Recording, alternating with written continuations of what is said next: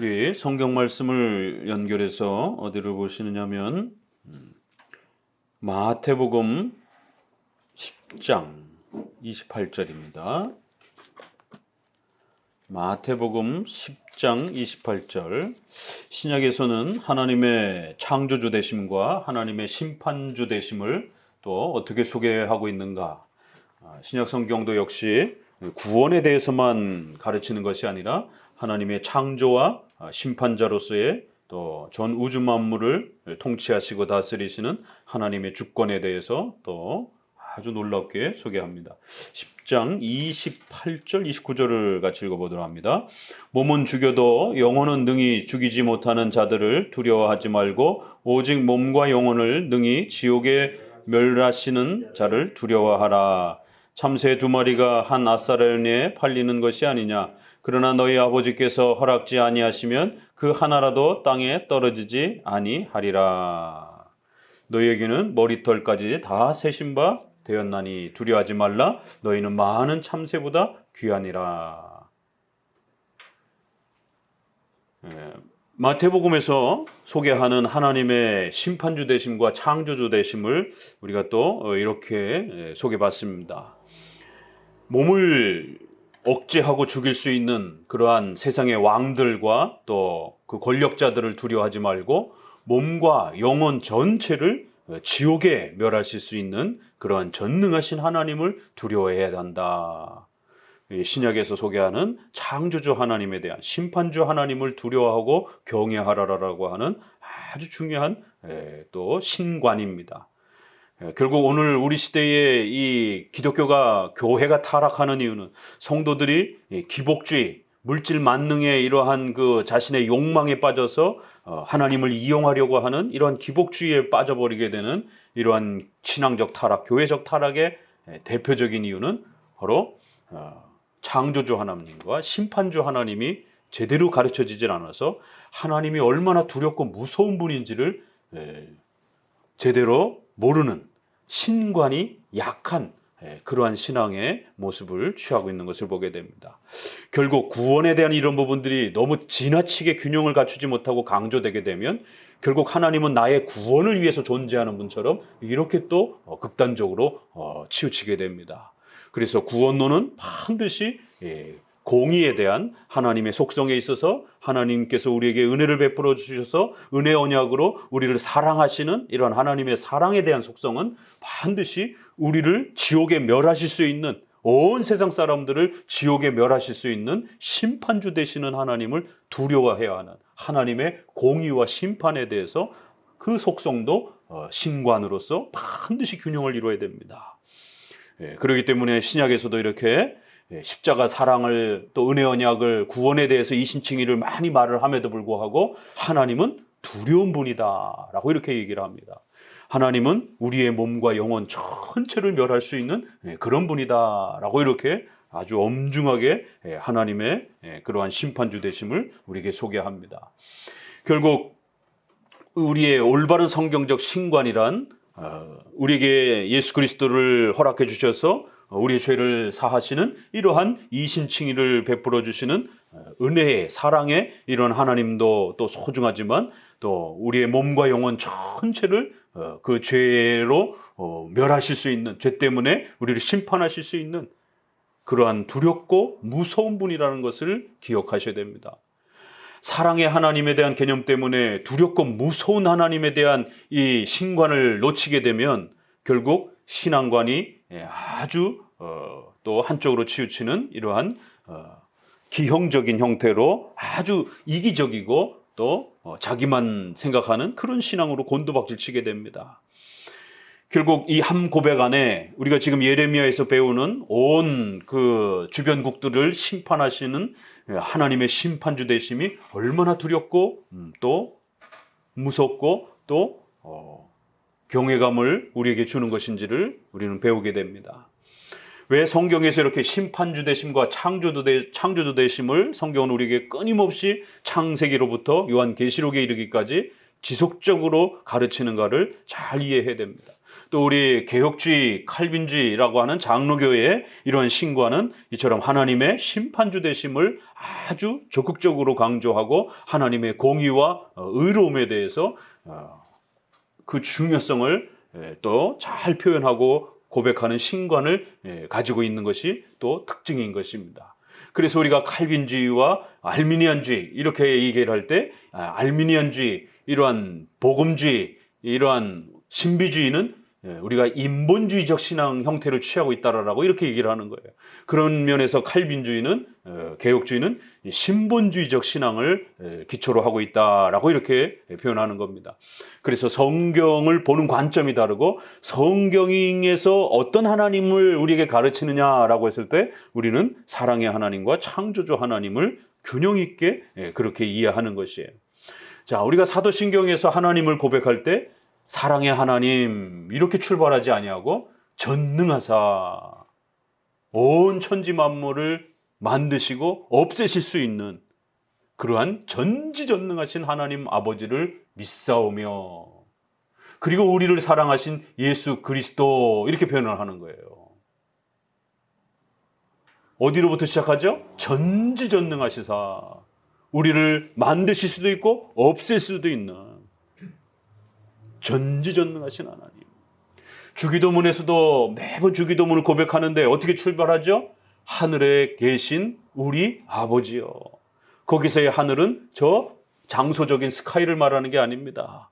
고대의 이러한 1세기 당시에 그런 그 문화 속에서 하늘이란 두렵고 무서운 거를 표현할 때 그래서 하늘에서는 햇빛도 내리고 또 가뭄도 징계가 내리고 또 비나 우박을 통해 가지고 농산물을 다 없애버려서 사람들을 또 그렇게 기근과 이러한 재앙으로 자연재해로 사람들을 목숨을 위태롭게 하는 이러한 모든 죽고 사는 문제가 하늘로부터 이렇게 결정되는 이러한 그 고대의 풍습 속에서 하늘에 계신 하나님은 저 우주 만물 모든 곳에 계심에도 불구하고 하나님을 하늘에 계시다라고 하는 부분은 바로 이런 비유적 표현을 통해서 하나님은 전지전능하신 하나님 이런 표현이에요. 십계명 1계명에도 나 외에는 다 가짜다. 하나님만이 살아계시고 참되신 유일하신 전지전능하신 신이시다. 온 우주 만물을 만드실 수도 있고 없앨 수도 있고 우리의 몸과 영혼을 지옥에 영원히 벌하실 수 있는 심판주 되심이란 적어도 이런 신관을 갖고 우리가 또 고백하고 그런 하나님을 의지하고 살아가는 것이 이러한 강력한 하나님의 절대 주권적 신관이 확립되지 않으면 신앙을 갖고 있어도 구원적인 그러한 신앙만 갖고 있게 되면 그 신관이 굉장히 약합니다. 그래서 조금만 어려움이 오게 되면 금방 넘어지게 되고 어린애 신앙과 같이 늘 하나님이 우리를 열심히 도와주셔야만 된다 생각하고 또 어려운 일이 절대로 일어나서는 안 된다고 생각하고 이러한 아주 여린 신앙의 모습으로 서게 됩니다. 그래서 사랑과 공의의 창조주 하나님과 구원주 하나님에 대한 균형 있는 신관을 가져야 되는 것입니다. 이런 신관을 갖지 못하다 보니까 많은 사람들은 하나님을 두려워하기보다는 누굴 더 두려워합니까? 세상의 권력자들을 더 두려워하는 거예요. 돈 있는 사람을 더 두려워하는 거예요. 세상의 왕들을, 위정자들을 더 두려워하는 겁니다.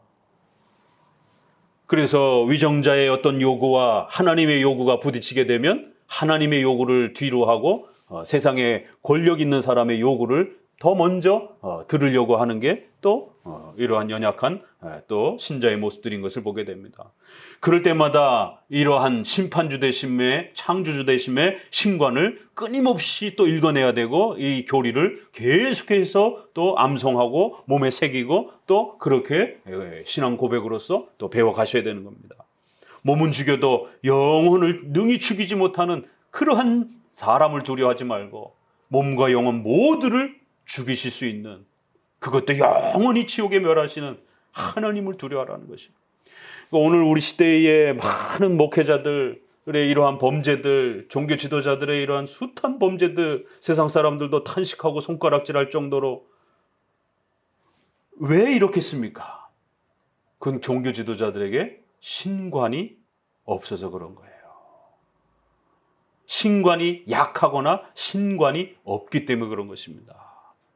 무소부재하시고 전지전능하신 하나님, 온 우주 만물 어디에도 우주가 아무리 크다 할지라도 과학이 발전돼 갈수록 우주가 얼마나 큰 것인지를 현대인들은 조금씩 배워가게 됩니다. 얼마 전 1970년에 쏘아 올린 50년 전에 쏘아 올린 시속 30km 초당 30km 40km씩 날아가는 이 보이저 1, 2호가 태양계를 넘어가지고 인류 최초로 태양계를 목토 천해명 명왕성 요즘엔 뭐 태양계로 안 치듯만 그 명왕선을 넘어서서 태양계 바깥으로 넘어간 거예요.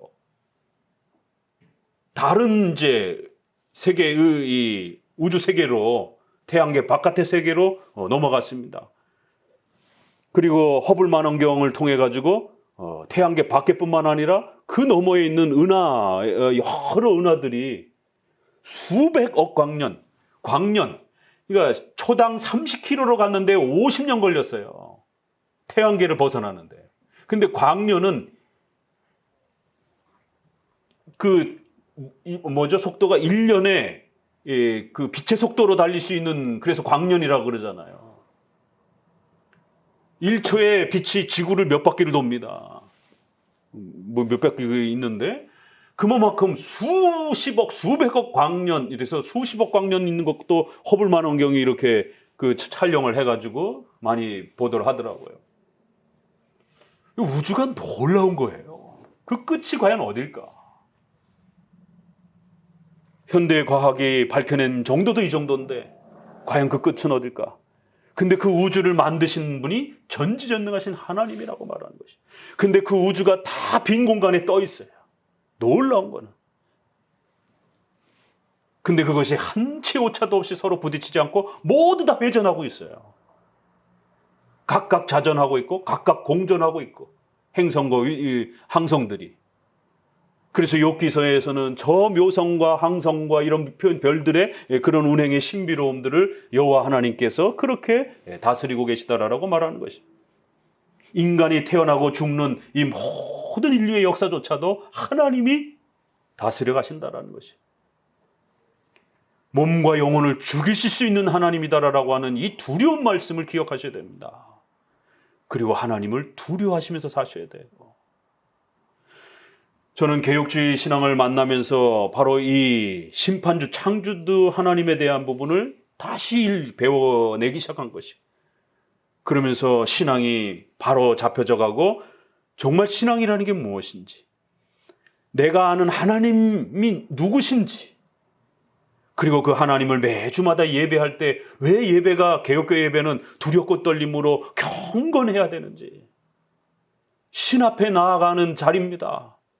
숨소리도 함부로 낼 수 없는 그런 두렵고 떨리는 그런 전지전능하신 하나님 앞에 나아가는 것이에요. 이 신관이 약하면 내가 예배를 드리러 나가는 것이 무엇인지도 잘 이렇게 의미도 약해지는 것입니다. 여러분이 삶을 살아가는 순간순간에 신비주의자들, 경건주의자들은 막 뭔가 찌릿한 게 있어야 막 하나님이 함께 계신 것처럼 느껴지고, 아니요, 천만에요.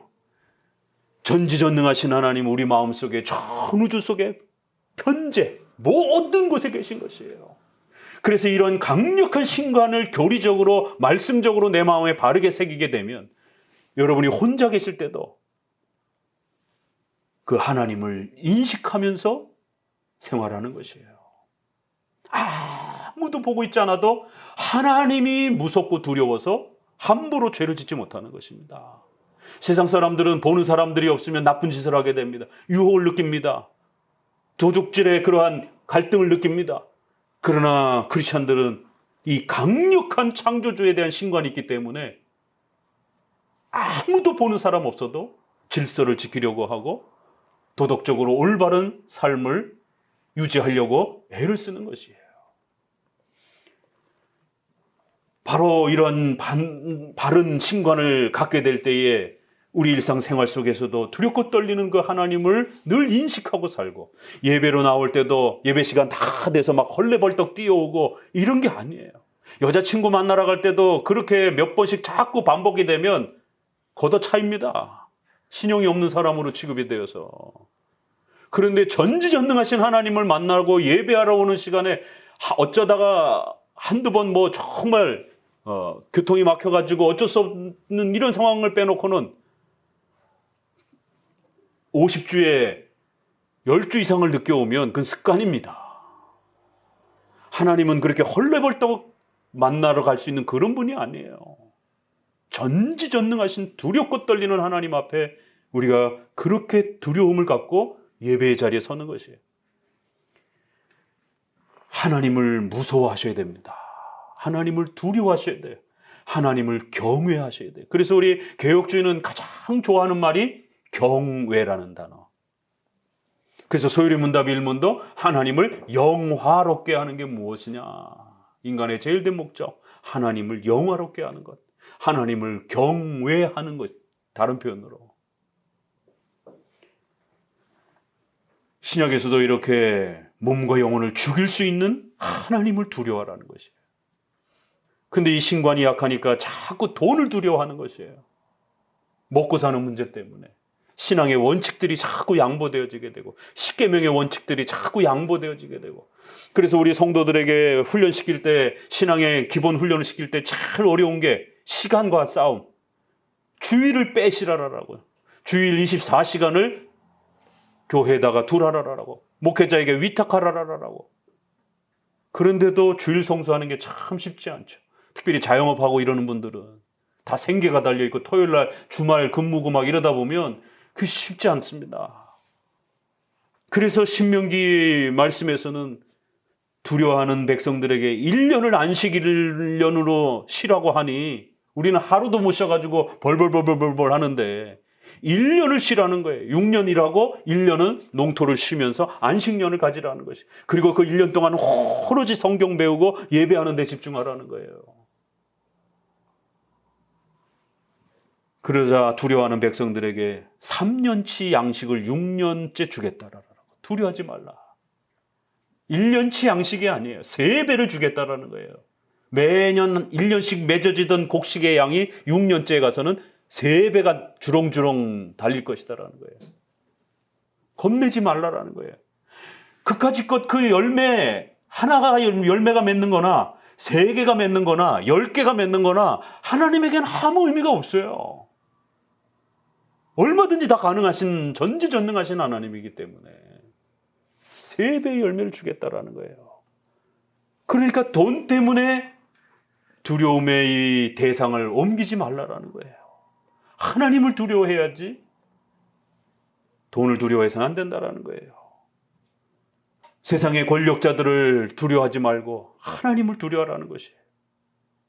그래서 초대교회 카타콤의 이런 역사 속에서도 늘 교회사 속에 네로 황제가 별의별 방법을 다 동원해서 기독교인들을 죽여도 도대체 얘네들은 뭐냐 이게.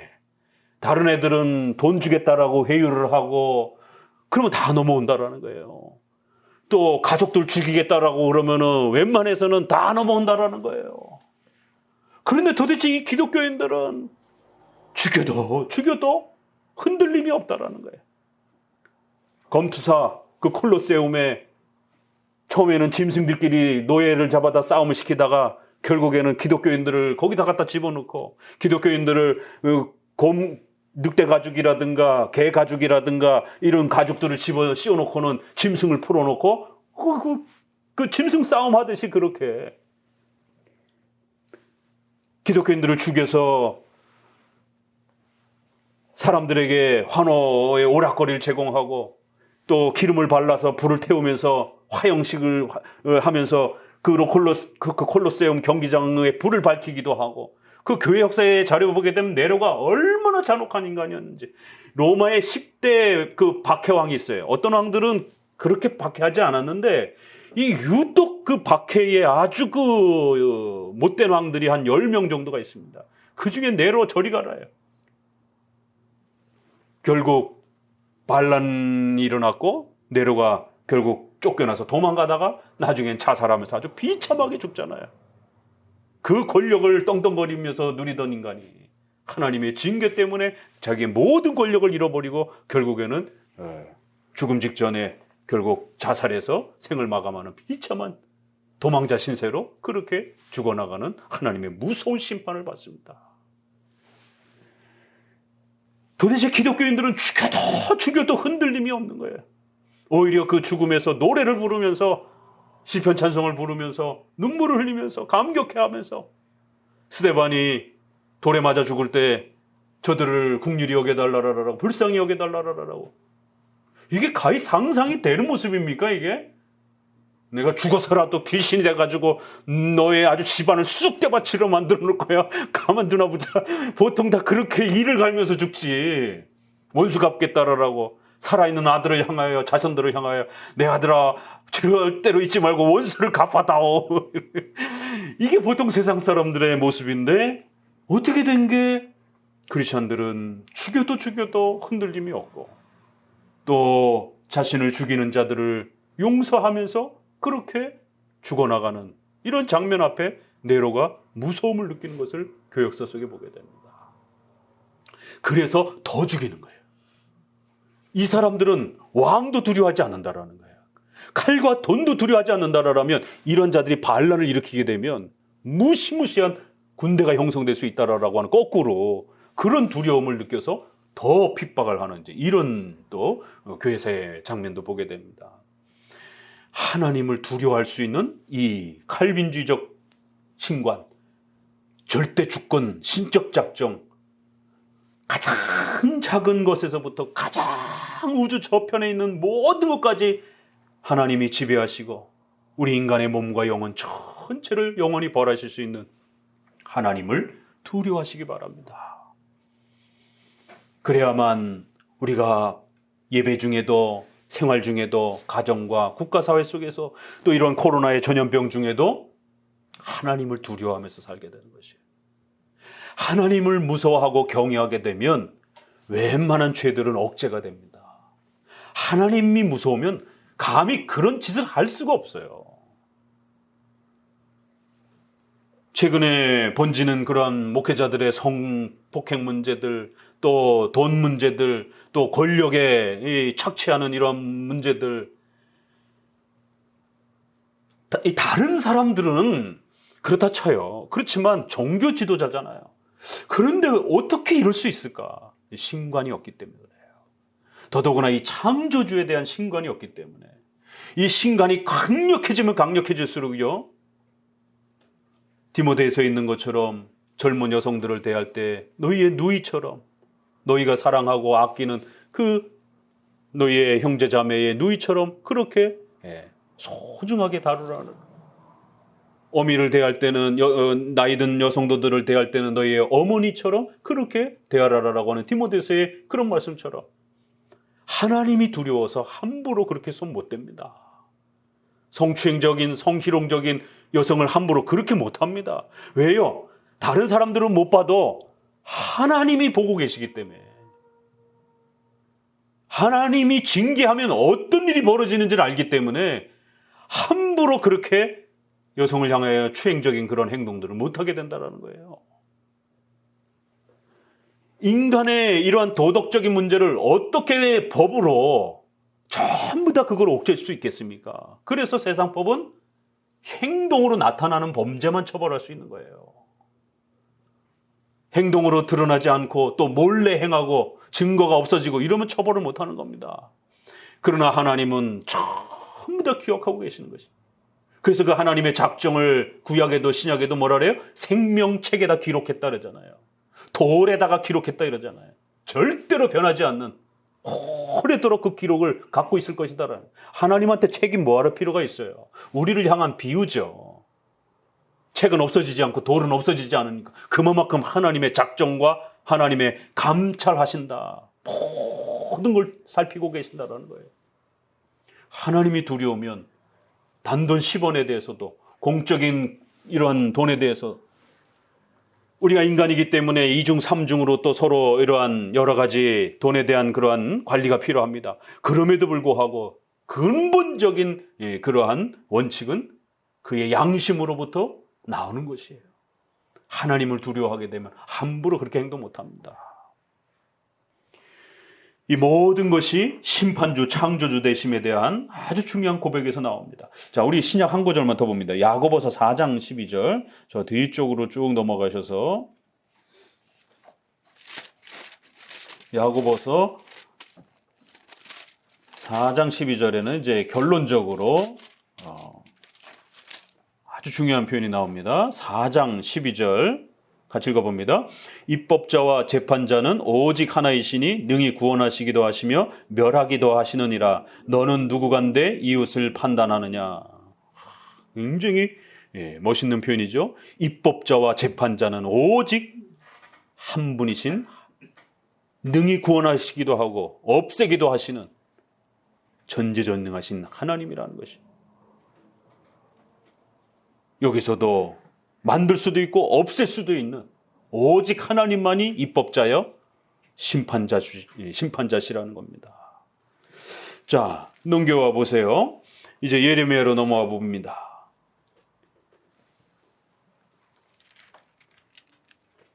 (47장) 이제 블레셋에 대한 심판이 소개가 됩니다. 이런 하나님의 절대 주권적 심판과 하나님이 얼마나 두렵고 무서운 분인지, 또 하나님을 우리가 경외한다는 게 무엇인지, 이런 모든 내용들이 온 세상의 선과 악 전체를 지배하시고 작은 것과 큰 것 전체를 지배하신 전능하신 하나님이라고 하는 이런 하나님의 절대 주권과 하나님의 통치와 다스림, 그걸 우리가 섭리라 이렇게 표현하는 것이. 그래서 모든 것을 감찰, 조사, 살피고 아신다라고 하는. 그래서 시편에는 이거를 우리 번역에는 감찰이라는 단어로 많이 이렇게 표현을 합니다. 모든 걸 지켜보고 계시고 살피시고 하나님께서 그 모든 것들을 공의로 그렇게 판단하신다라는 것이. 블레셋과 관련해서는 자 46장에서는 우리가 어떻게 시작했죠?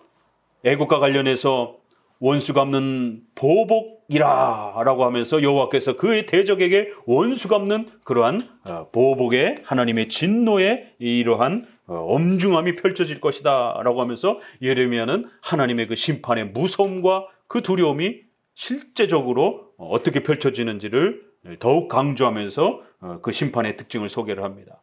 자, 47장에서는 이제 블레셋과 관련해서 그 위아래로 예루살렘을 둘러싸고 있는 그 주변 지역의 흥망성쇠를 다 이야기하면서 결국 그 나라의 시작과 또 그 나라의 멸망, 또 새로운 왕에게 권력을 주는 것, 이 모든 것이 하나님의 이러한 역사임을 우리는 보게 됩니다. 바로가 가사를 치기 전에 블레셋 사람에 대하여 선지자 예레미야에게 임한 여호와의 말씀이라. 이 갈그미스 전투에 대한 부분들이 소개가 되면서 아니죠. 이건 바벨론과 애굽의 전투가 앞부분에서 갈그미스 전투가 소개됐고 애굽이 이 블레셋을 치는 이제 또 이런 전쟁을 소개를 하면서 이제 바벨론 그 침략 전에 600한 9년 정도 이렇게 한 갈그미스 전투와 이렇게 서로 맞물려 있어요. 애굽이 블레셋을 또 치는 것이에요. 그 결국 나중에는 이제 애굽하고 바벨론이 이제 갈그미스에서 서로 싸우다가 이제 애굽이 망하는 거죠. 그렇지만 이제 여기서는 애굽이 먼저 블레셋을 치고 나중에 또 보라 물이 북쪽에서 일어나서 그 물에 의해서 또 블레셋이 완전히 망할 것이다 그러면서 처음에는 애굽에 의해서 공격을 받다가 나중에는 북쪽에서 물을 바벨론에다 비유를 해가지고 결국 더 큰 세력에 의해서 결국 그들이 멸망할 것이다 라고 하면서 모든 것과 그 성읍과 거기에 있는 사람들이 전부 다 휩쓸리고 사람들이 부르짖으며 주민들이 울부짖으리라. 그래서 말들의 말굽소리와 병거 바퀴가 진동하는 소리가 그들을 두렵게 할 것이다라는 거예요. 이제 예레미야의 이 창조주와 심판주 되는 이 내용은 이런 재미가 있는 거예요. 이사야에서는 좀 더 하나님이 모든 걸 계획했다, 작정했다. 그래서 이방 나라들이 어떻게 일어나고 어떻게 전쟁이 하나님이 계획하신 바대로 일어나고 없어지는지를 세밀하게 다룬다라면 예레미야에 있어서는 영화를 보듯이 그 심판하시는 그 전쟁의 장면들이, 멸망해가는 그 장면들이 아주 더 훨씬 생동감 있고 아주 현실감 있게 그렇게 그려집니다. 블레셋도 보세요. 그러니까 이게 이사야에도 에스겔에도 블레셋에 대한 심판이 같이 나옵니다. 애굽에 대한 것도. 그런데 애굽에 대해서는 하나님이 보복하실 것이다라고 하는 이런 무서운 표현으로 또 이렇게 시작하면서 그들이 어떻게 죽어나갈 것인지를 소개한 것처럼 블레셋과 관련해서도 결국 성읍과 거리에 사람들이 혼통 부르짖으면서 울부짖을 것이다라는 거예요. 그 바벨론의 병거와 말발굽 소리들이 그들을 두렵게 하고 결국 그 성읍들을 쑥대밭으로 만드는, 이게 하나의 영화의 그 고대의 이 전쟁에서의 장면들이 아주 생생하게 그려집니다. 그래서 아버지가 싸워서 가정을 지켜야 되는데 아버지의 손이 그냥 힘이 다 풀려가지고 자기의 자녀들을 돌보지 못한다. 어떻게 이 생동감을 마치 우리가 이 자리에 있는 것처럼, 영화 속의 한 장면처럼 그 아버지가 목숨을 걸고 자식들을 지켜야 되는데 정작 싸워야 될 아버지가 적군의 그 위험에 늘려가지고 바들바들 떨면서 칼도 질 수 없는 그런 두려움에 일어서지도 못하는 그런 두려움과 공포 속에 빠지면서 결국 블레셋은 결국 그 아버지와 자녀들 전부가 그렇게 울부짖음 속에서 죽어나갈 것이다라는 거예요. 블레셋 사람을 유린하며 결국 그들을 하나님이 끊어내시고 결국 벌하시는 날이라는 거예요. 그래서 저들은 대머리가 되었고 결국 자신의 몸을 그렇게 베면서 자기들의 신에게 좀 도와달라고, 이게 전부 다 고대의 종교나 오늘날의 종교 다 금욕주의, 고행주의, 이게 다 이방 종교들의 특징인 것이에요. 불교도 다 고행주의잖아요.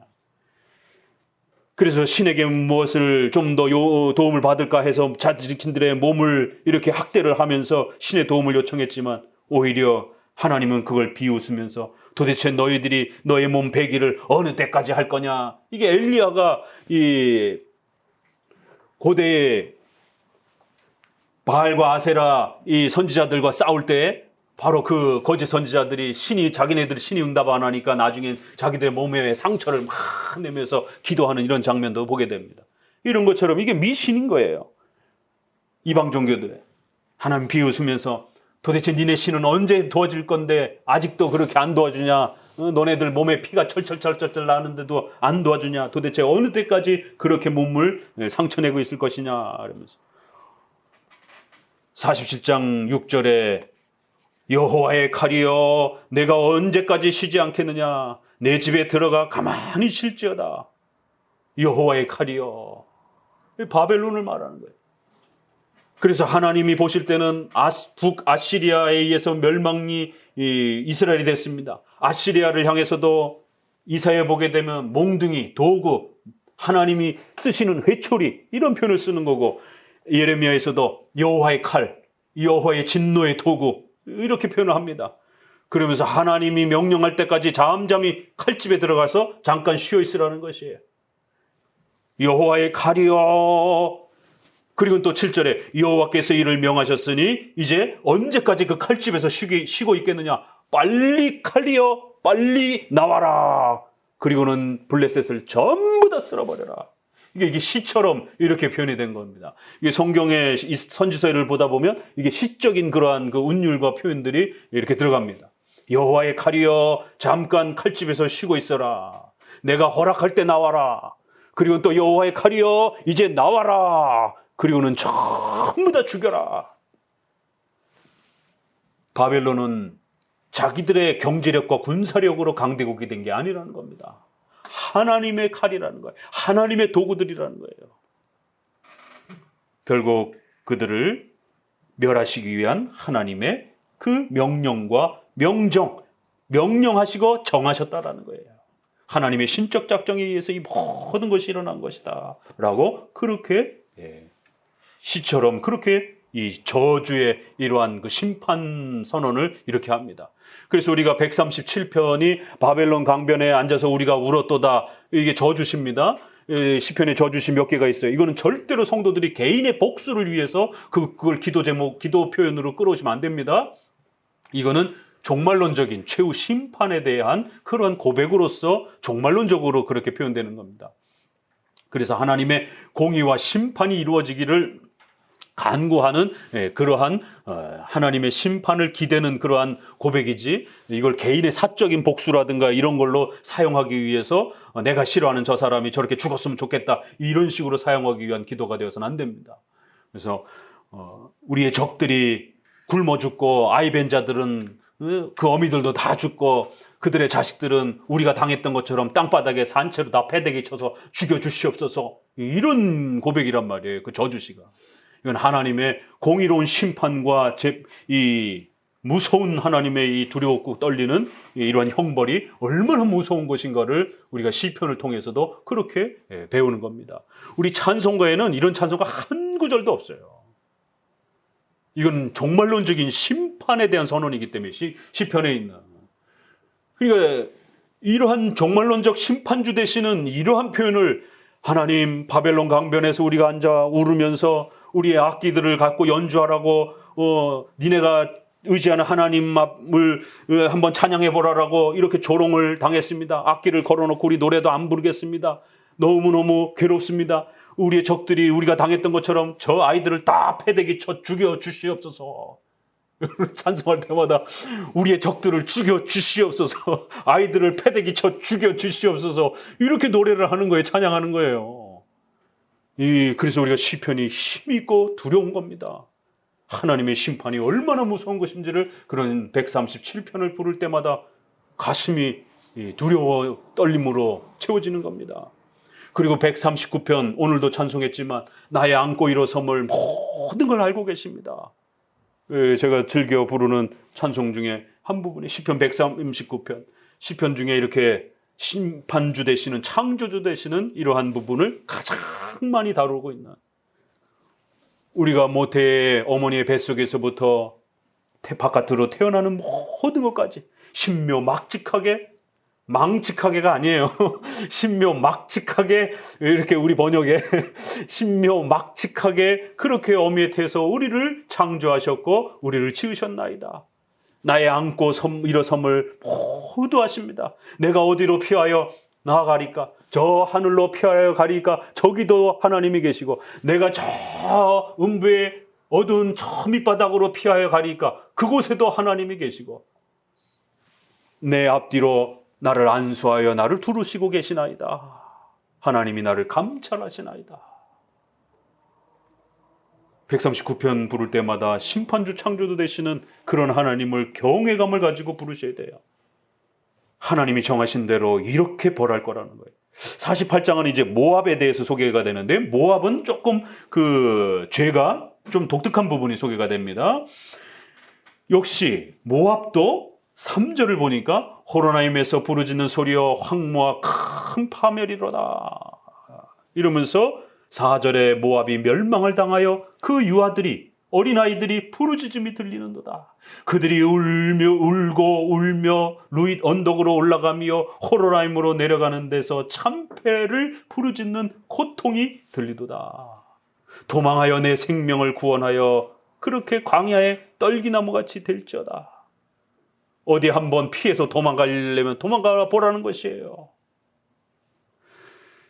어린아이들이 처참하게 그 전쟁에서 죽어나가고 울부짖는 이 참혹한 장면을, 부모들이 다 죽었기 때문에 누구 하나 돌봐줄 수 없는 그 참혹한 어린아이들이 도망가는 그 장면을 영화의 한 장면처럼 이렇게 그려내면서 어디 도망갈 수 있으면 실컷 도망가봐라 이러면서 조롱적인 그러한 비판으로 하나님의 심판을 선언합니다.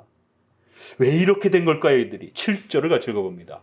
내가 내 공작과 보물을 의뢰함으로 너도 취함을 당할 것이요 금옷 쓰는 그 제사장들과 방백들과 함께 포로되어 갈 것이라. 모압의 가장 핵심적인 죄는 뭐라고요? 교만. 돈이 많아가지고 걱정거리가 없는 거예요. 그러니까 하나님도 의지하지 않고 그 돈이면 뭐든지 다 할 수 있는 것처럼 떵떵거리고 그렇게 살았던 것이. 너의 돈과 그 권력과 이것을 의지함으로 결국 너가 우상 숭배에 빠져서 그렇게 하나님 앞에 죄를 범했다라는 거예요. 자, 바로 이 모압을 향해서도 하나님이 엄중하게 벌하실 것이다. 그러면서 10절에 여호와의 일을 태만히 하는 자는 저주를 받을 것이요 자기 칼을 금하여 피를 흘리지 않는 자도 저주를 당할 것이로다. 모압을 향하여 다시 한번 또 바벨론을 향하여 하나님이 여호와의 칼이여 선언하는 거예요. 너의 그 칼을 속히 빼어라. 그리고 그 칼로 이 모압의 악한 자들을 죽이라는 거예요. 그 피를 흘리고 죽일 때에 혹시라도 여호와의 일을 태만히 하는 칼들은 오히려 하나님 앞에 너가 죽을 줄 알아라는 거예요. 무서운 표현이죠. 여호와의 일을 태만히 하는 자는 저주를 받을 것이요 자기 칼을 금하여 이 모압을 죽이는 일에 게을리하는 그러한 칼들은 하나님이 다 버릴 거라는 거예요. 하나님 앞에 벌받지 않으려거든 반드시 그 칼을 휘둘러 모압의 악한 자들을 열심히 죽이라는 거예요. 이게 다 시적인 그런 표현들입니다. 여호와의 칼이여 너의 칼들을 열심히 휘둘러서 모압의 악한 자들을 죽일지어다. 너희가 그 칼로 피를 흘리지 않는다라면 너가 죽을 것이다. 이런 식의 아주 엄중한 하나님의 진노와 벌이 어떻게 펼쳐지는지를 소개합니다. 11절에도 모압은 예로부터 평안하고 포로도 되지 아니하였으므로 마치 그 술이 그 찢기 위에 있었고 그 그릇이 저 그릇으로 옮기지 않은 것 같아서 그 맛이 남아있고 냄새가 변치 이게 잘 먹고 잘 사는지 풍요로움을 이렇게 얘기를 하는 것이죠. 전쟁도 많이 없었고 이러다 보니까 아주 돈이 넘쳐나고 이런 것이에요. 그래서 13절에도 보니 이스라엘 집이 베델을 의뢰함으로 수치를 당한 것 같이 모압이 그못으로 인하여 수치를 당하리라. 베델이 어디입니까? 그림을 머릿속으로 이렇게 그려야 돼요. 이스라엘은 이렇게 길쭉하게 생겼죠. 위쪽으로 갈릴리 바다가 있고 요단강을 이렇게 지나와서 밑으로는 사해 강줄기가 이렇게 있고 남쪽에는 예루살렘, 북쪽에는 엘리야가 싸웠던 그 갈멜산이 이렇게 북쪽에 이렇게 위치해 있는 거예요. 그럴 때에 여로보암이 르호보암과 솔로몬의 아들인 르호보암과 10개와 2개를 쪼개서 여로보암이 10개의 왕국을 국가를 갖고 지파를 갖고 남쪽은 베냐민과 유다 지파가 솔로몬의 아들인 르호보암에게 남습니다. 결국 솔로몬 이후에 하나님이 징계하셔서 왕국이 쪼개집니다. 10개와 2개로. 그런데 하나님이 주셨으면 그 10개의 지파를 잘 보살펴야 되는데 경제적 군사적인 욕심이 여로보암의 눈을 가리기 시작하는 거예요. 그래서 군사력과 경제력은 하나님이 반드시 10개의 지파를 여로보암에게 주신 겁니다. 하나님이 주셨다 그러는 거예요. 그렇지만 종교적인 권한은 주신 게 아니에요. 그래서 반드시 1년 3차 3번의 절기 5번 제사는 어디 와서 예배 드려야 돼요? 남쪽의 예루살렘에 와서 해야 되는 겁니다. 그런데 절기 때마다 자꾸 제사장들하고 백성들이 중요 지도자들이 자꾸 남쪽으로 내려가니까 저것들 남쪽에 내려갔다가 또 혹시라도 르호보암하고 그 친척들하고 또 뭐 이렇게 샤바샤바 해가지고는 또 이거 반란 일으키는 거 아니야? 그래서 결국 북쪽에 베델과 단에다가 성전을 만들어 놓고 거기다가 금송아지 어디서 또 들은 건 있어가지고 금송아지를 거기다 만들어 놓고 마치 그게 하나님의 성전인 것처럼. 종교적인 권한은 준 게 아닙니다. 경제적과 군사적인 권한을 하나님이 10지파를 떼어준 거예요. 그럼 그것으로 만족하고 하나님을 두려워하면서 맡겨진 10지파를 잘 돌보면 더 오래도록 통치할 수 있었는데 결국 그 종교적인 권한까지 빼앗으려고 하면서 결국 38선을 딱 꺼버렸고 제사장들을 못 내려가도록. 그러니까 제사장들이 목숨을 걸고 탈출을 해가지고 우리나라 흥남부두 철수처럼 야 여기다간 다 죽겠구나 이래갖고 제사장들이 전부 다 밑으로 피난을 내려와 버립니다. 그러니까 제사를 단과 베델에다가 임시 성전을 제사 처소를 마련해 놓고 제사장을 부르니까 레위 지파를 부르니까 없는 거예요. 왜 레이지파들은 예루살렘 아니면 절대로 예배드릴 수 없다라고 하는 그런 적어도 제사에 대한 정신들이 그나마 있었기 때문에. 그래서 역사서에 보게 되면 레이지파들이 다 피신 내려갔더라 이렇게 돼 있어요. 그러니까 일반인을 제사장 삼고 여호와의 절기를 변경시키고 그 다음에 제단을 자기 멋대로 만들어 놓고 이 종교적 범죄를 이렇게 범죄하게 됩니다. 그래서 하나님이 여로보암의 집안을 끝내시기로 결정하셨다라고 이렇게 나오는 것이죠. 하나님이 주셨을 때 잘 하셔야 돼요. 기회란 그렇게 값지게 오는 것입니다. 그 값지게 온 기회가 경제적 기회가 될 수도 있고 여러분의 재능을 펼칠 수 있는 기회가 될 수도 있고 또 직장에서 어떤 좋은 승진의 기회가 될 수도 있고 또 신분의 어떤 상승의 기회가 될 수도 있고 여러 어떤 성공의 기회가 될 수도 있는 또 이러한 여러 형태로 하나님의 은혜 속에서 우리에게 또 주어질 때가 있어요. 하나님은 우리와 언약을 통해서 인격 관계를 맺으셨기 때문에 우리가 버릇없이 행하고 불순종하고 그렇게 되면 징계하시는 겁니다. 기회를 섭리적 기회를 거둬가십니다. 그러나 또 그 주신 기회를 잘 감당을 해서 선을 쌓고 교회를 섬기고 이렇게 복음적인 또 일들을 행하면서 이웃을 돕고 이렇게 발전하면 하나님이 더 위에다가 복을 주시는 것이 상을 주시는 것이 상벌이 하나님의 심판적 공인 겁니다. 선을 행한 자에게 계속해서 하나님이 어려움을 주는 건 아닙니다. 아주 특수 경우 빼놓고는 보편적으로는 선을 행하면 상을 받는 것이에요.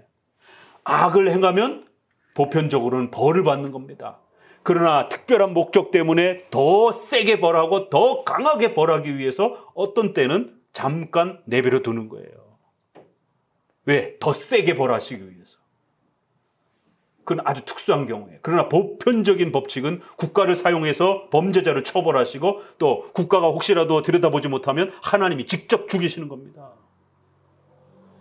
저도 목회 30년 동안 하나님의 이 주권과 심판주 되심과 또 섭리의 이 가르침 안에서 목회자도 교만해가지고 제가 봐도 이 목회자가 만약에 계속 한국교회에서 목회했다가는 정말 이단 중에서도 한국교회를 엄청나게 위협을 빠뜨릴 수 있는 그런 큰 인물이 될 수도 있겠다라고 생각했는데 그런 인물들이 죽어나가는 것을 여러 봤습니다. 젊은 나이에. 제가 봐도 걱정이 될 그런 사람들. 아니나 다를까 여러 가지 사고와 또 이런 여러 가지 이유 때문에 죽어나가는 것을 보게 됩니다. 멀쩡히 건강한 사람들인데도 불구하고 이유 없이 그렇게 생명이 단촉이 되면서 죽어나가는 많은 역사들을 보게 되는 거예요. 하나님을 두려워한다는 건 바로 이러한 신관을 갖고 살아가는 것이에요. 여로보암에게 그 소중한 기회를 하나님이 주셨음에도 불구하고 남쪽의 솔로몬의 이 죄와 악을 벌하시기 위해서 10지파를 떼어서 여로보암에게 일반 군인이었던 왕족도 아닌 일반인 군인이었던 여로보암에게 하나님이 값없이 그냥 준 거예요. 평민이 어느 날 왕이 될 수 있는 그러한 귀한 은혜를 준 겁니다. 그러면 그것만이라도 얼마나 감사합니까? 잘 관리하고 잘 순종하면 자자손손 더 큰 복을 받았을 텐데 오히려 교만해져가지고 이러한 제사의 업무까지 손을 대고 결국 신관, 하나님을 두려워하지 않고 하나님이 주신 거지 언제 자기가 군사력을 키워가지고 솔로몬하고 대적해가지고 자기가 무슨 그 나라를 빼앗은 것도 아니고 하나님이 거저 찢어서 10지파를 준 건데 그 제사를 막지 않으면은 마치 경제력과 군사력이 솔로몬 아들에게 넘어갈까봐 두려워서 결국에는 종교적 범죄를 범하게 되는 것이. 죄는 항상 이렇게 핑계가 발생이 되는 거예요. 어쩔 수 없습니다 라고 하는 그런 핑계가 동원이 되면서 결국 하나님의 뜻을 어기게 되는 이런 일들이 늘상 벌어집니다. 그래서 이스라엘 집에 베델을 그렇게 세워놓고 단과 베델에다가 성전을 임시 성전을 만들어 놓고 우상 숭배를 하는 그래서 결국 이제 반란이 일어나면서 북이스라엘은 왕조가 끊임없이 뒤바뀌는 것이. 그래서 믿었던 부하가 반란을 일으키면서 여로보암을 완전히 다 집안을 없애버립니다. 전멸을 시켜버립니다. 근데 그게 우연한 정치적 사건이 아니라 하나님이 그렇게 정치적 쿠데타가 일어나도록 역사하셨다라고 성경은 말하는 것이에요. 그런 것처럼 모압도 하나님이 반드시 벌할 거라는 거예요. 모압이 그모스로 말미암아, 그모스는 그들이 신은 섬기는 신이에요. 애굽과 애굽의 신을 다 같이 벌했잖아요. 우상들이 가짜라는 걸 다 증명해내셨다라는 것이. 그런 것처럼 그모스라고 하는 이 모압의 신도 헛되다라는 걸, 가짜라는 것을 증명하도록 하나님이 그 그모스까지 다 없애버릴 거라는 거예요. 만군의 여호와라 일컫는 왕께서. 예레미야 심판주 되시는 부분에서는 주로 하나님을 어떻게 많이 표현해요? 만군의 여호와 왕, 이런 표현이 자세히 보면 많이 나오죠. 그렇죠? 앞장에서도 우리가 애굽에서도 보았고, 만군의 여호와 왕께서. 모압의 재난이 점점 가까워졌고 결국 그들은 울며 부르짖을 것이라는 거예요. 20절에 26절을부터 읽어봅니다. 26절, 모압으로 취하게 할지어다 그는 나 여호와를 것으로 감안합니다. 그가 구하는 데서 이스라엘을 조롱하지 아니하느냐. 발견되었느냐. 내가 그를 말할 때마다 내 머리를 흔드는도다. 모압 거민들아, 너희는 성읍을 떠나 바위 사이에 걸자다. 깊은 골짜기 여기에 깃들이는 비둘기같이 할자다. 우리가 모압의 교만을 드러나니 심한 교만, 곧 그가 자고와 오만과 자긍과 그 마음에 거만이로다. 결국 모압은 교만해서 망했어요. 그리고는 자신의 먼 친척벌되는 이스라엘을 조롱하고 그들이 어려움에 처했을 때 비웃는, 결국 이러한 가르침들을 통해서 한 국가의 멸망은 그 원인이 뭐라고요? 교만 때문에 왕과 백성들 전체가 멸망할 수도 있는 중요한 원인이 교만이라고 하는, 돈이 없어도 아니고 군사력이 없어도 아니고 바로 이 교만이라고 하는 이 도덕적 가치 때문에 나라가 망할 수도 있다는 것을 우리에게 가르치는 것이에요. 오늘날도 마찬가지입니다. 오늘날 한 가정이 붕괴될 수 있는 이유는 자녀들이 교만해지면, 부모가 교만해지면, 마치 하나님 없이도 우리 가정이 떳떳할, 얼마든지 잘 살 수 있는 것처럼, 마치 자녀들이 부모의 도움 없이도 또 인격적인 이런 교만함에서 부모를 함부로 대하고, 이런 것들도 다 생활적인 윤리적인 면에서의 교만, 신앙적 교만 다 포함을 하는 것이에요. 또 교회적으로는 저도 한 30년 목회를 해보니까 연약한 성도는 잘 가르쳐서 훈련시켜서 성장케 하면 교회 안에서 각자의 역할을 감당하면서 나름대로 그래도 이렇게 쓰임받는 그런 그릇이 돼요. 그런데 저도 한 30년 가르쳐 보니까요, 교만한 성도는요 절대 쓸 수가 없더라고요. 어느 곳에도 쓸 수가 없어요. 아니, 목사님 머리 꼭대기에 앉아서 목사님을 지시를 하는데 뭘 어떻게 어디에다 씁니까? 결국 저보다 잘난 성도들은 다 떠나갔어요. 뭐 신목사님 설교도 별거 없다, 뭐 너무 쉽다, 뭐 너무 가르침이 약하다, 뭐. 그래도 내가 한국의 조직 신학자인데, 일반 목회자도 아니고 조직 신학자인데,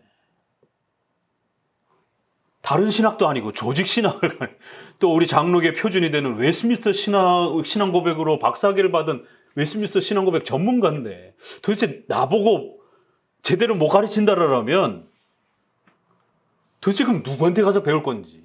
저는 신학교에서 목사님들을, 또 노예라든가 이런 목회자 재교육을 통해서도 또 목사님들을 앉혀놓고 신조와 교리를 가르치고 교회 정치를, 재판을 어떻게 해야 되는지를 가르치는 선생님이고 신학자예요. 근데 저보고도 가르침이 약하다고 그러면 도대체 어디 가서 더 배울 거냔 말이에요. 그럼 뭐 제가 잘났다 이런 뜻이 아니라 위치가 그렇단 말이에요. 그래서 저보다 더 잘 배우시려면 그러면 저의 선생님, 살아계신 선생님밖에 없습니다. 제가 그랬어요. 그 정도로. 그분들한테 가서 배우지 않는 이상 다 저보다 밑에 배움이 얕은 분들인데 그럼 거 가서 배울 겁니까? 제가 그분들을 가르치는 신학자인데? 다른 게 마음에 안 들어서 뭐 거리가 너무 멀어서 또 뭐 형편이 이렇게 안 맞아서 그렇다 치면 뭐 이해를 하고 뭐 다른 교회로 이렇게 소개해 드리면서 거기 가서 신앙생활 잘하라고 그럴 수가 있어요. 그러나 뭐 가르침이 달라서 뭐 가르침이 너무 뭐 쉬워서 또 너무 자기하고 안 맞아서 이러면 도대체 제가 어떻게 더 가르칠 수가 있겠어요? 못 가르치는 거예요. 선생님의 가르침이 마음에 안 드는 뭐 어떻게 같이 신앙생활을 교회 생활을 할 수 있겠어요? 교만하면 절대 목회자가 가르칠 수가 없어요. 선생님을 가르쳐 드리려고 한단 말이에요. 오히려 제가 가서 배워야 될 편이니 겸손하고 겸손으로 허리를 동이고 그렇게 장로들에게 순복하면서 하나님이 정하신 그 질서를 지키면서 그렇게 교회의 질서 아래서 잘 신앙생활을 하게 되면 때가 되면 너희들을 그렇게 하나님께서 높여주실 것이다. 베드로 전서 5장 장로 질서에 대한 이 장로들은 너에게 맡기온 자들에게 목숨을 걸고 다스리고 그렇게 권력으로 지배하려고 하지 말고 너희에 맡겨진 양들을 잘 너희 목숨처럼 돌보라는 거지. 그리고 성도들에게는 겸손으로 허리를 동이고 참 겸손하지 못할 때가 있어요. 이건 내 생각하고 좀 다른데 나하고 안 맞는데 이게 내 생각이 더 나은 것 같은데 그럴 때 겸손으로 허리띠를 확 졸라매야 되는 거예요. 그래서 목사님하고의 정치적 이런 의견이라든가 이런 부분들이 우리의 교회의 근본을 해치지 않는다라면 따라주는 거예요. 어떤 부분은 또 첨예하게 서로 생각이 다를 때는 그게 우리 기독교 7대 교리를 위배하지 않는 그런 내용이면 교회 질서를 위해서 따라주는 것이에요. 정말 동의해서 따를 때도 있고 아직은 이해가 안 되더라도 목사님을 신뢰하면서 우리 장로 정치에 또 이런 질서를 존중하면서 따라주는 것입니다. 우리가 국가의 질서도 뭐 우리가 다 이해하고 따릅니까? 국가에서 새로 만드는 법도 마음에 안 드는 법도 얼마나 많습니까? 그래도 크게 국가가 무슨 전복된다든가 뭐 전쟁이 일어나지 않는 이상 그러한 법들을 또 우리가 질서 차원에서 존중하는 것처럼 이런 교만의 문제는 정말 잘 유념하셔야 됩니다. 왜 모압이 망했는가? 왜 오늘날 장로 정치가 안 되는가? 그 첫 번째 책임은 목회자들이 장로 정치가 뭔지를 모르기 때문에 자기에게 맡겨진 위탁된 권위가 신적인 제도와 권한이라는 걸 모르는 거예요. 그걸 남용할 휘두를 생각만 하고 그 힘만 생각을 해요. 그러나 그 맡겨진 책임이 얼마나 무서운 것인지 야고보서에 많은 자들이 선생되지 말라라고. 왜요? 선생된 자들이 하나님 앞에서 제일 먼저 맞을 것이다라고. 책망을 받을 거다라고. 더 엄격하게 선생된 자들이 하나님 앞에 징계를 받을 거다라고. 자기 혼자 잘못되면 자기 혼자 망치면 자기 혼자 신앙만 조금 망가지면 돼요. 그러나 선생이 돼서 망가지게 되면 수많은 사람들을 망가뜨린단 말이에요. 그래서 선생된 자는 하나님 앞에서 더 엄중하게 징계와 벌을 받을 것이다라고. 잘못되면. 그래서 선생된 자는 명예와 권력이 따라오는 게 아니라 하나님 앞에서 더 많은 형벌의 징계와 책임의 무게감을 어깨에 짊어지고 그 길로 나아가는 겁니다. 그 무게를 감당할 수 없으면 목회자나 장로가 되어서는 안 됩니다.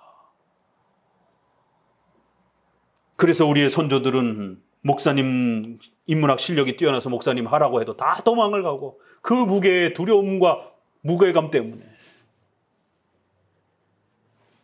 자, 교만이란 이렇게 하나님이 세워주신 질서를 망가뜨리고 나도 저만큼 할 수 있겠다라고 하면서 결국 질서가 망가지기 시작하고 맡겨진 자는 남용을 하고 맡겨지지 않은 자는 가지려고 하고 이러면서 결국 붕괴가 되는 거예요. 거긴 교만이 들어있고 바로 그 교만은 아담과 하와가 범죄했던 하나님처럼 되고 싶었던 그 범죄의 또 근원적인 첫 출발이기도 하는 겁니다. 그 범죄의 성격은 불법, 하나님의 말씀을 어긴 것이 정의지만 그 성질의 상은 교만의 내용인 겁니다. 그래서 어거스는 죄를 정의를 내릴 때 교만이라라고 정의를 내리기도 할 정도로 교만은 어마어마한 그런 무게감이 있는 겁니다.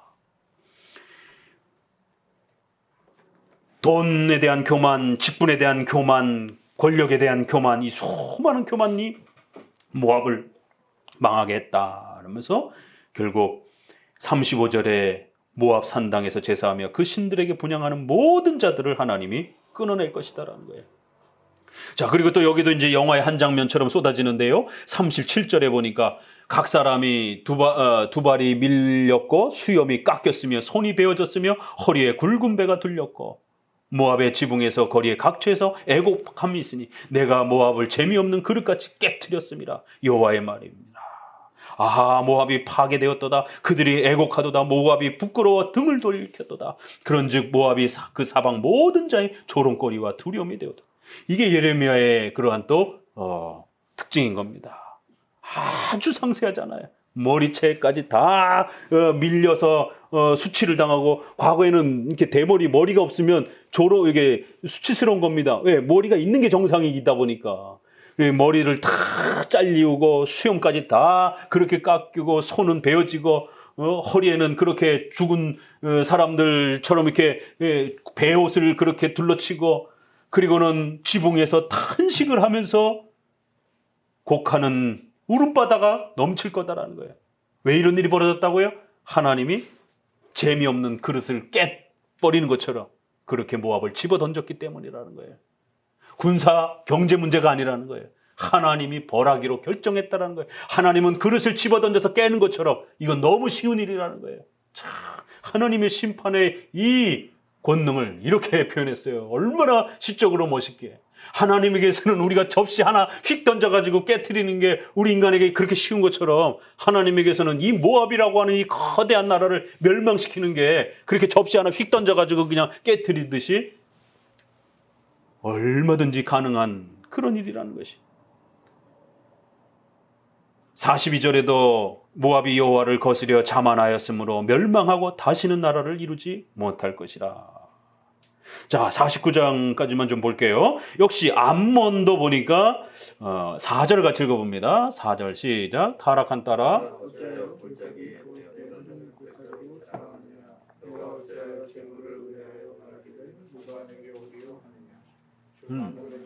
예, 여기서도 보니까 거의 비슷한 교만과 오만함에 대한, 자랑함에 대한 부분이 비슷하게 암몬도 소개가 됩니다.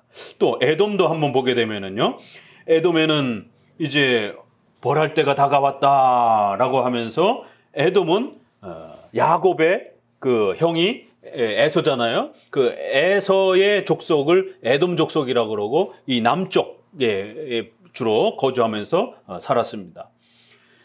10절에 보니까 대전해가 에서로 적신이 되게 발가벗기게 하고 그 비밀한 곳들이 드러나게 하였나니 그가 몸을 숨길 수 없을 것이라. 그 자손과 형제와 이웃이 멸망하였은즉 그가 없어졌느니라. 내 고아들을 남겨두라. 내가 그들을 살려두리라. 내 과부들은 나를 의지할 것이니라. 이러면서 에돔을 멸하시고 난 다음에 겨우 거기서 살아남는 사람들이 몇이 있을 것이다, 이렇게 소개를 합니다.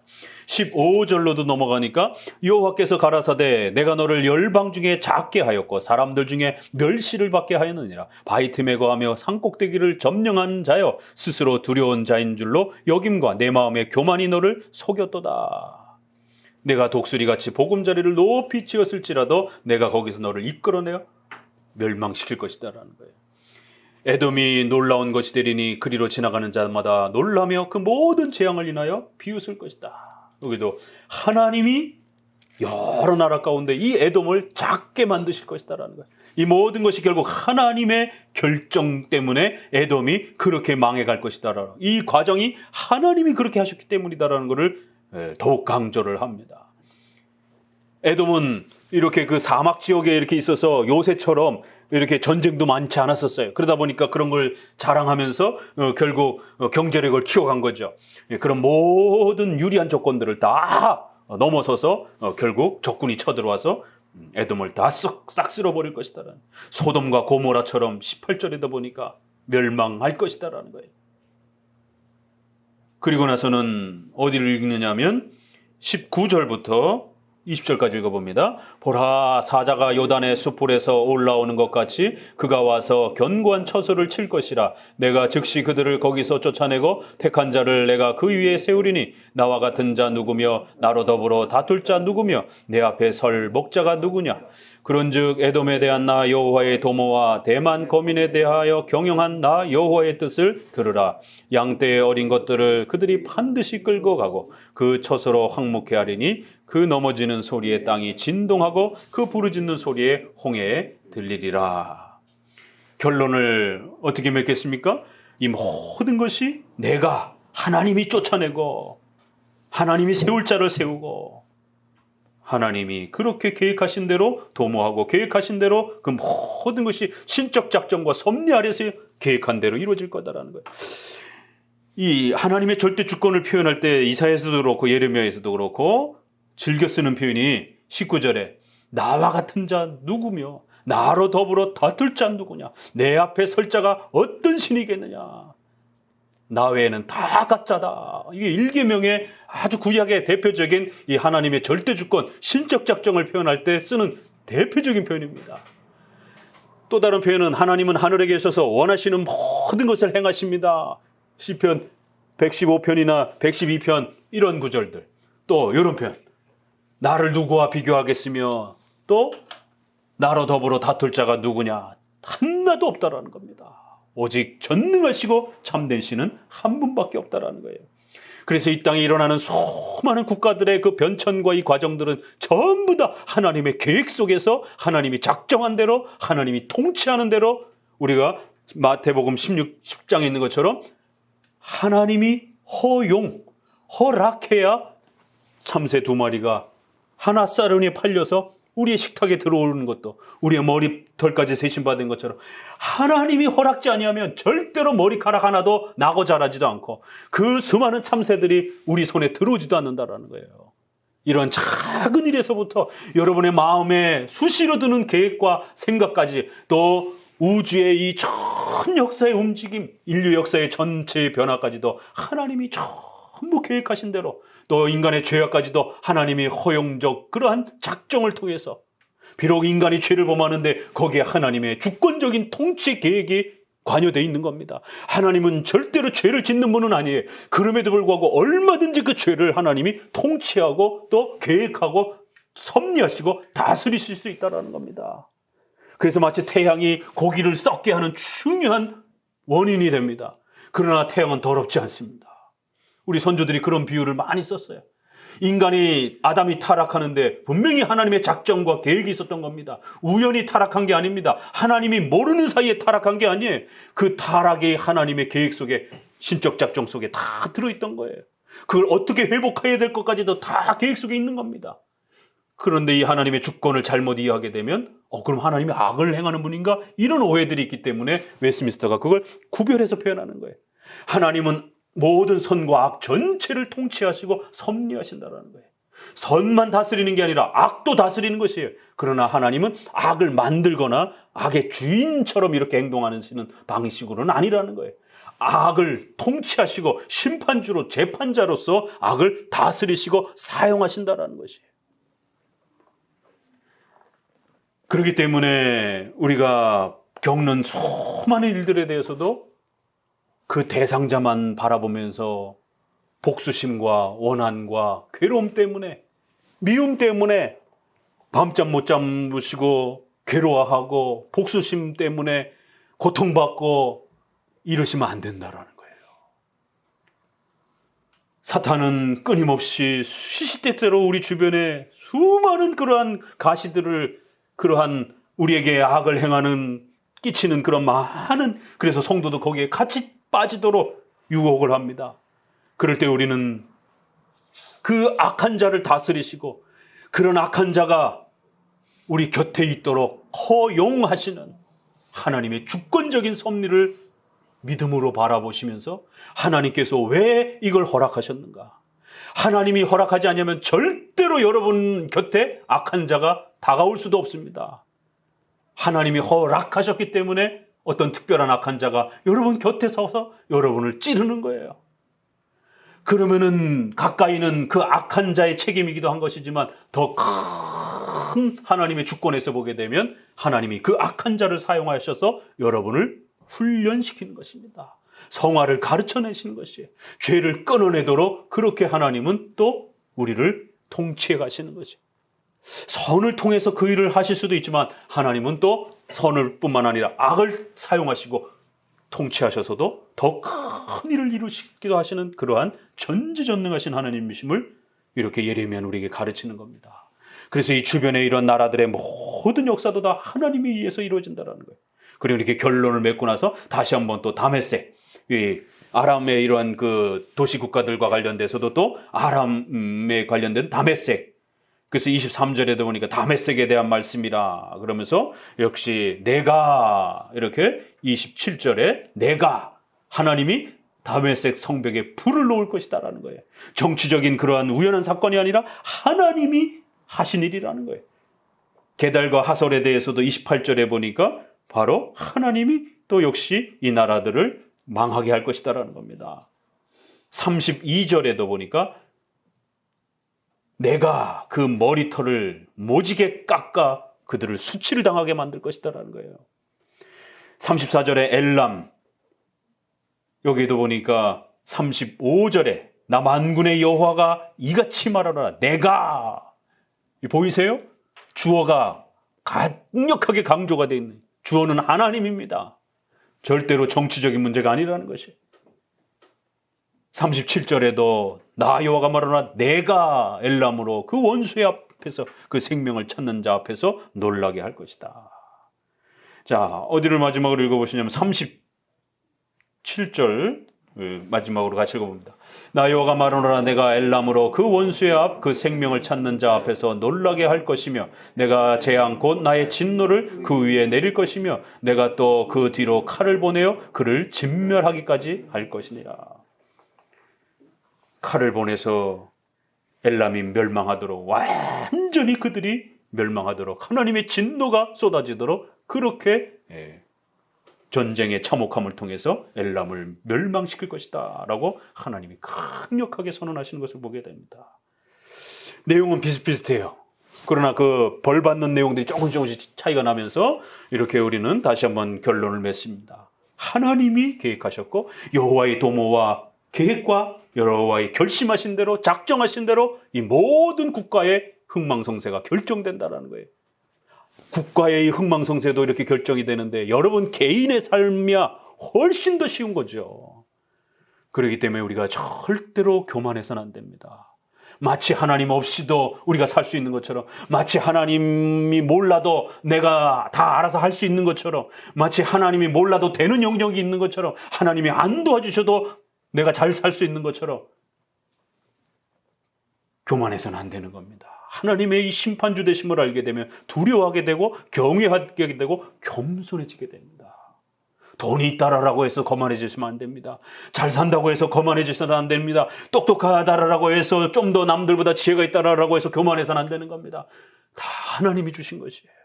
하나님의 나라와 의를 위해서 쓰시고 우리의 이웃들을 위해서 섬기면서 하나님이 주신 바대로 그렇게 살아가야 되는 것이에요. 악을 행하지 않도록 늘 하나님이 감찰하고 우리를 지켜보고 계신다는 사실을 두려워하면서 그 악에 대해서 한 발짝 멀어지셔야 되는 겁니다. 왜요? 하나님이 다 지켜보고 계시는 것이. 그리고는 그 악을 행하는 자들에게, 성도들에게도 지옥으로 다시 떨어지지는 않는다 할지라도 다윗의 자식을 하나님이 엄히 징계하며 밧세바와 간음한 것에 대해서 그 첫 아들을 죽이신 것처럼 나중에 그 아들인 솔로몬을 통해서 다시 용서를 통하여 그 아들에게 왕권을 주셨을지라도 첫 아들은 하나님이 엄중하게 죽이시는 것입니다. 자식을 잃는 아픔을 다윗은 눈물을 흘리며 밧세바의 그 간음에 대해서 통곡을 하면서 하나님 앞에 회개하며 성화의 또 그 성장을 그렇게 맛보는 것을 보게 됩니다. 하나님은 무서운 분입니다. 성도가 죄를 지은 것에 대해서도 지옥으로 벌하시진 않는다 할지라도 엄중한 책망과 채찍으로 공의로 벌하시는 분이심을 잊지 마셔야 됩니다. 선과 악, 하나님의 공의 속에서 이루어진다는 사실을 또 깊이 명심하시면서 우리 예레미야 또 이 말씀을 마음에 새기시기를 주의 말씀으로 권면을 드립니다.